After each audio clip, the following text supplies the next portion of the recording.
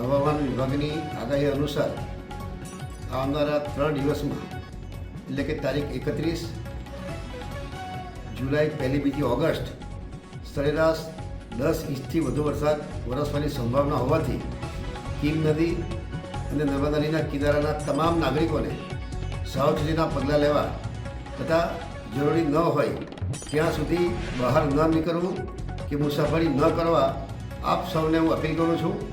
રાજ્ય સરકાર તેમજ સમગ્ર વહીવટીતંત્ર દ્વારા પરિસ્થિતિને સમીક્ષા કરી પરિસ્થિતિને પહોંચી વળવા જરૂરી પગલાં લેવામાં આવી રહ્યા છે.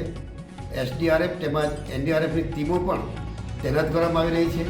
રેસ્ક્યુ બાબતે મદદની જરૂર પડે તો સ્થાનિક તંત્ર, પોલીસ, ડિઝાસ્ટર કંટ્રોલને જાણ કરવી, સાથે જ સૌ નાગરિકોને આપત્તિ વેરા જરૂરી સહકાર આપવા તેમજ સતર્કતા સાથે સલામતી સુનિશ્ચિત કરવા આપ સૌ જનતાને અપીલ કરું છું.